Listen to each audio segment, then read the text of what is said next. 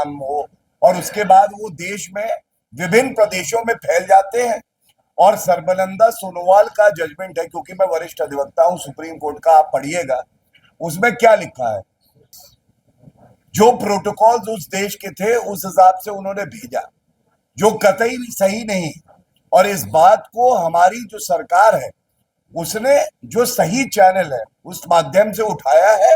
और ये सुनिश्चित किया जाएगा, आप अगर 2008-9 की, क्योंकि चुनाव सर पे था और उस 65,000 करोड़ को माफ करने में भी एक घोटाला हो गया, सॉइल कार्ड देना हो और फसल बीमा योजना हो, तमाम ऐसी योजनाएं हैं कि करोड़ों करोड़ हमारे जो भाई बंधु हैं ये लाभार्थी।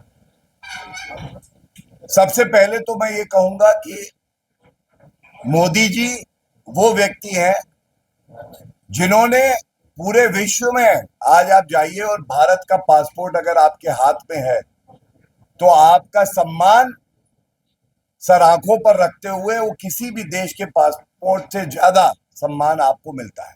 जो आपने बात करी उसके दो पहलू हैं।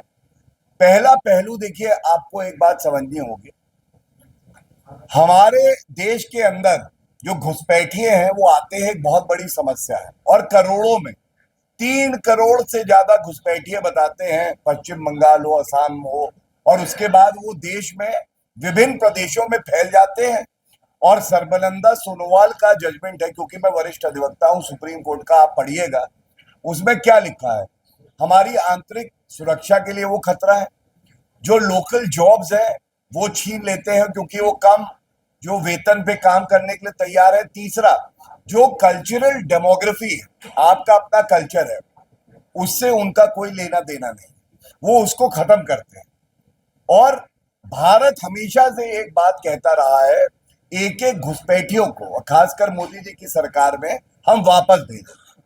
तो असूलन अगर हम किसी को वापस भेजना चाहते हैं जो अवैध रूप में भारत में आया है, तो हमें एक आइडियल कंट्री बन के पहले ये करना है कि अगर कोई गलत गया है तो हमारा देश उसे स्वीकार कर रहा है, जो भारत ने करके दिखाया है। लेकिन जो बात आपने कही, सबसे ज्यादा जरूरी ये है, ये बदहाली भारत की पिछली सरकारों में क्यों हुई कि यहाँ का युवा अवैध रूप में बाहर जाने के लिए मजबूर हुआ।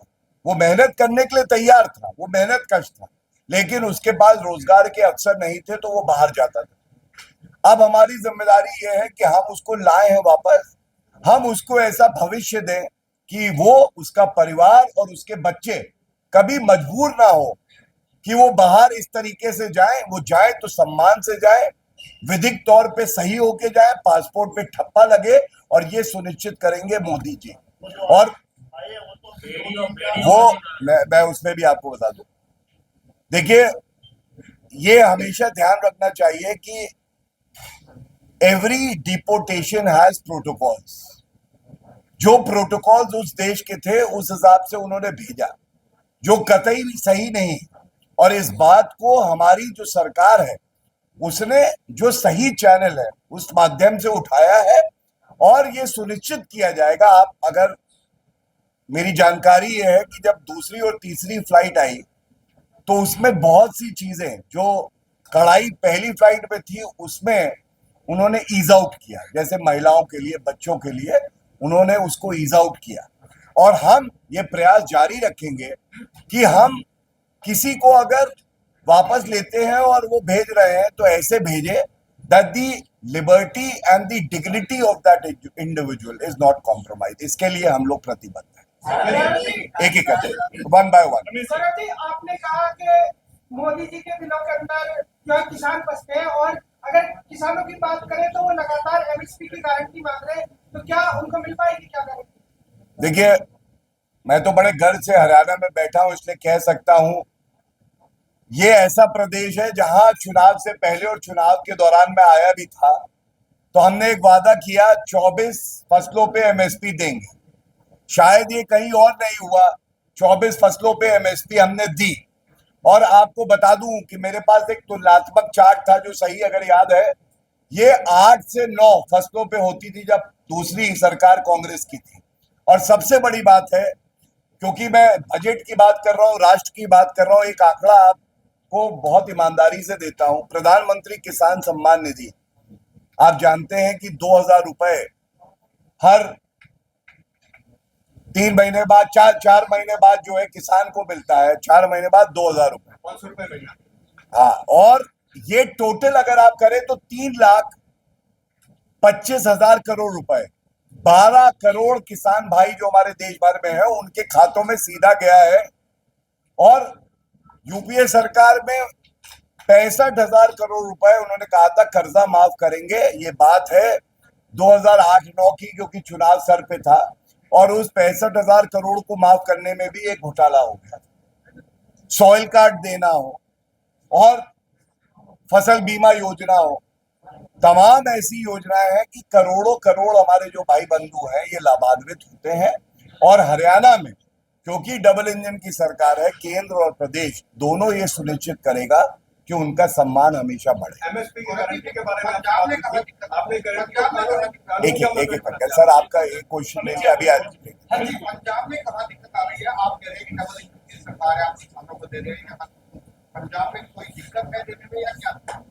देखिए, पंजाब में मैं तो ये कहूंगा पंजाब की जनता भी चाहती है कि डबल इंजन की सरकार बने। और जिस तरह से हरियाणा आगे बढ़ रहा है, उत्तर प्रदेश आगे बढ़ रहा है, छत्तीसगढ़, मध्य प्रदेश, महाराष्ट्र, गोवा, उस तरह से पंजाब भी आगे बढ़े।